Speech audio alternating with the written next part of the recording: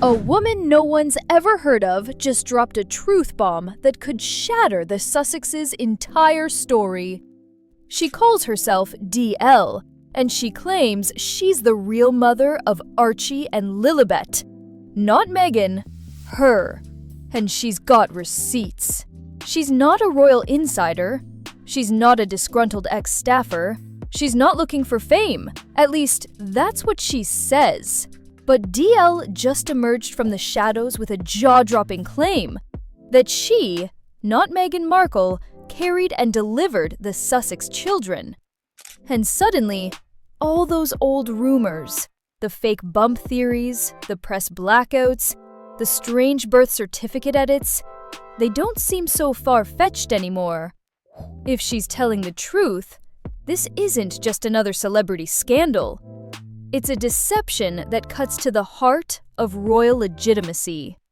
And it's a story the palace desperately wants buried. Rewind to Meghan's pregnancies. No Linda wing photos like Kate, no press waiting outside, just a bizarre delayed announcement with Harry awkwardly standing in front of a stable. Then, Meghan emerges days later, suspiciously slim.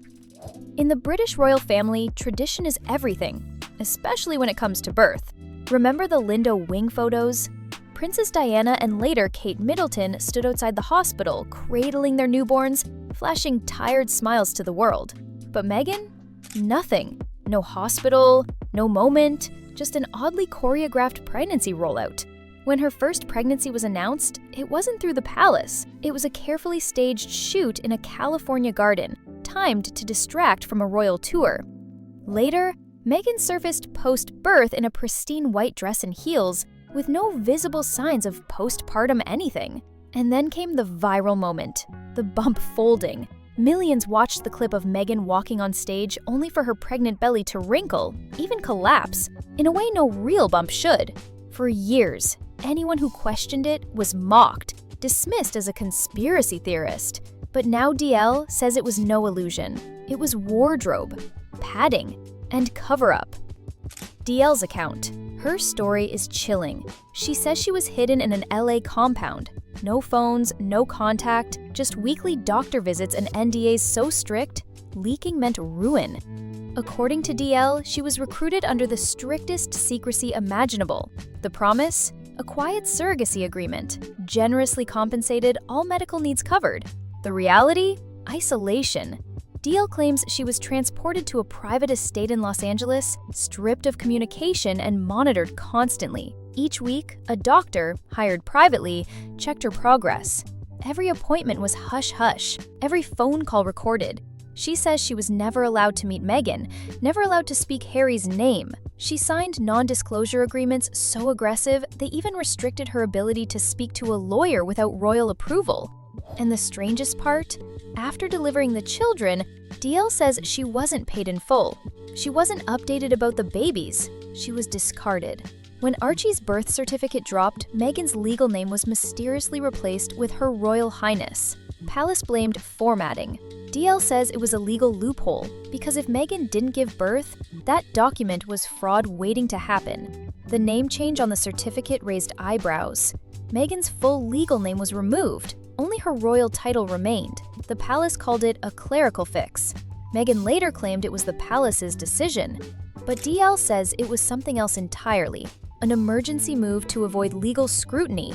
If Meghan didn't physically give birth, listing her as the mother could constitute fraud under UK registration law, so they defaulted to a title, not a person.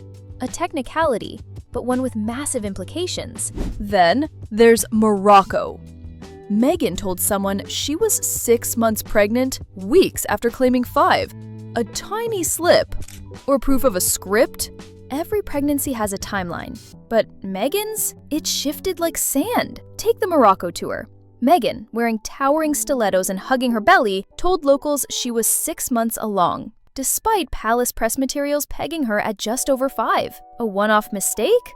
Maybe, but then you compare the photos. In one image, she's heavily pregnant. The next day, flatter. No biological explanation, just optics. DL says those fluctuations weren't oddities, they were mistakes. A PR team out of sync with a script. A character playing a role, not a mother carrying a child.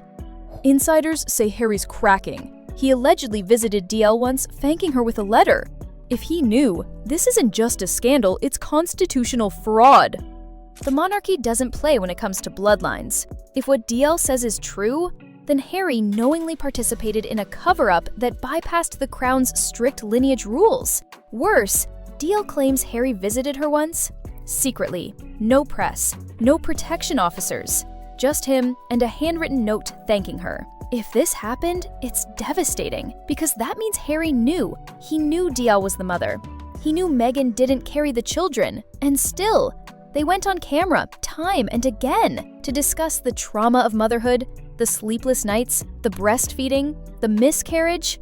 All of it, according to DL, was fiction. And now, Harry's allegedly begging Meghan to come clean. Sources say he fears this secret could destroy what's left of his credibility and possibly remove Archie and Lilibet from the royal succession altogether. But Meghan? She's holding the line, refusing to speak, refusing to flinch. DL's final card? A DNA test. She's willing to go public, testify, even sue. Meanwhile, Meghan, who once sued tabloids for less, hasn't uttered a word. No denials, no lawsuits, just silence. And in PR, silence screams guilt. DL says she's done hiding. She's contacted lawyers, she's undergone private DNA testing, and claims the results are conclusive. She's the biological mother. And she's not bluffing. She's willing to testify, to go on air, to submit documents. She's even hinted at emails and video logs during her confinement. If released, they could irreparably damage the Sussexes' public image. And Meghan? For a woman known for her aggressive legal team, who once sued a UK tabloid over a handwritten letter, she's unusually quiet. No legal threats, no PR pushback, no "this is defamatory, cease and desist," just silence. And when someone doesn't deny an accusation this explosive, that's when people start listening. This isn't gossip anymore. It's about two kids caught in a lie that could rewrite royal history. If DL's right, every photo op, every interview, every tear Meghan shed about motherhood struggles was performance. At its core, this story isn't about PR spin or clickbait drama. It's about the integrity of a royal bloodline. It's about children who may have been used as pawns in a global brand strategy. It's about a woman, DL, who may have carried life in secret, only to be erased from history. And now, that history is fighting back. So, we have to ask the hardest question of all. If everything DL says is true, who's really the victim? Is it Meghan, living in fear of a story spiraling out of control? Is it Harry, trapped between love and the weight of royal law? Or is it the children, growing up in a narrative built on deception?